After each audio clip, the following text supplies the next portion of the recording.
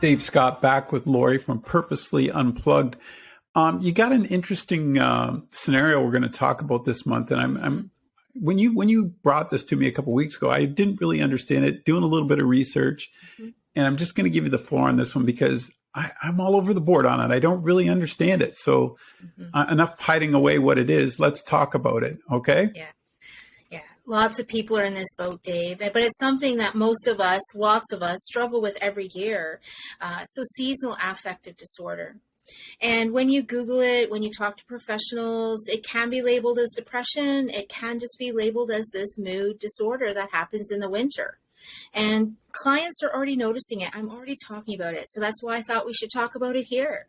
So usually in September, people are just noticing that their circadian rhythm, the natural kind of sleep pattern is changing, and they're just feeling down and tired. Huh. Just off topic, does the time change have anything to do with this? It could. I mean, I'm that's just an curious. old argument. Yeah. Right. That's why Yeah. I was. Yeah. It was sort of what? Okay, let's break this down then. So tell me, Yeah. we've sort of discussed what it could be. So what are some of the signs and symptoms if you think this might be something that's affecting you? So coming into September, coming into fall, some people just kind of feel sad. They feel down. They're losing interest in their normal activities. Their energy might feel low. Their sleep might be changing because as the days and the light is changing, that's how our circadian rhythms get off.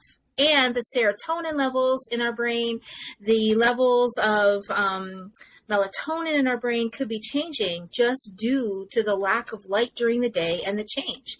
The other thing that might happen, concentration problems, feel a little bit hopeless, a little bit guilty maybe that we're not doing what we like to do. And the big one is food. Most of us notice that our food cravings change in the winter, which is why we're getting carbs and why we're gaining weight. I didn't even think about that, but yeah, it makes a lot of sense, doesn't it? Yeah. Could it be brought on by another trauma?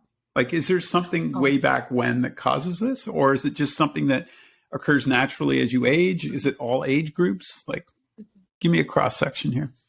It can be any age group. And the key really here is to connect with your doctor because lots of us just feel down and, clients may just not reach out to their doctor. I think opening this conversation with your doctor is a good thing to do if you feel it. And honestly, there's a few diagnoses that if you have other diagnoses, this might be more severe for you. And even just kind of if we notice in our friends and family, how are they doing?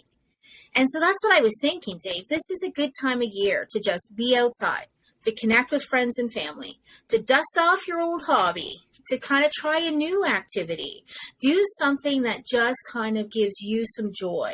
And I remember a couple sessions ago, we talked about depression and joy, and that really brought me back to kind of Brene Brown and her latest book, Atlas of the Heart.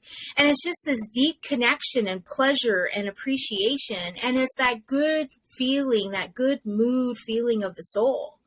And really just finding some joy, just connecting with yourself, but connecting with others truly to get through this season. So let's say I was diagnosed with this and would I come see you and how would you help me? Sort of give me just a quick overview. Like you said, you need to find the joy again in your life, but if you're struggling on a daily basis, that can be really hard to do, right? Of course it is. So first step, always connect with your doctor. Always, always, always, always. They have to lead your plan. So connect with your doctor, get an idea of how pervasive this is for you. Yes, reach out to a therapist. It's absolutely important. Sometimes, Dave, it's just being heard. If you've told your family about this and they're like, you think you're not feeling good, you should hear about my story. So sometimes our stories are negated by people in our inner circles. So just being able to talk to someone who's outside your inner circle, who can actually just listen and have this conversation is rewarding in and of itself. The other thing, naturally, vitamin D, if you see a naturopath, that might be part of your plan too. And the biggest thing that might be suggested by a doctor is one of the light structures that can be purchased, which if used minimally through the day just helps your body kind of absorb that kind of light. So there are light systems that are very expensive and you'd want to check with your doctor to see if that's something you want to do. When you mentioned too last month, we were talking about technology, and that probably plays a part in this as Yes. well, right? If you're getting into Yeah. that negative components, and I Yeah. was going to mention that probably surrounding yourself with positive people, Yes. isn't going to be a bad idea either. But the technology plays a part, doesn't it, as well? Yeah, the statistic I came back to that, Dave, around technology was just that people who use a lot of technology, whose worlds are supported by technology, are 2.5 times more likely to suffer from depression. And in this season, it could be something like seasonal affective. But always talking to your doctor, because you want to sort this stuff out. If you've lived with this year after year after year, start having a good conversation about it. Be kind to your body. Is it, I always look forward to the fall. Like I'm always excited about the colors and the leaves, and then I'm always excited about the snow. Is that something that some folks just can't see? Like, is that just the gray area of those gray days? Like, does that affect it as well? It could. I mean, I love the fall too. Hey, Norfolk County Fair is in 2 weeks, and that's just my biggest pleasure in the world. So there we go, Norfolk County Fair. So some of us do look forward to fall and to winter and to Christmas, but it's this underlying kind of thing that just edges in so that by December, by January 1st, it feels much different. So everybody's different. It might not be fall. It could be closer to January. It could be kind of November. It could be almost everywhere. And the other thing too, Dave, which maybe we should talk about next month, is that the holidays are not always pleasant for everyone. Sometimes the holidays themselves are a source of misery and a source of just upset and just emotional dysregulation. The stress of the holidays, right? You plan your butt off, and then if it doesn't go as planned, you're stressed again. Boy, how do people get a hold of you if they want to find out more? And one more question on this: is this a growing concern? The seasonal, are the numbers growing with it? I think it's a consistent concern, but I think it's one of the concerns that's gone under the water. So lots of people have never been diagnosed. They just assume, oh, this is my life and here we go again. But it's a good time if you've never looked at it. I'd encourage you just to speak to your doctor about it, because lots of us just kind of suffer with things and think it's just the way it needs to be. But maybe it's not. Maybe there's some solutions that can help.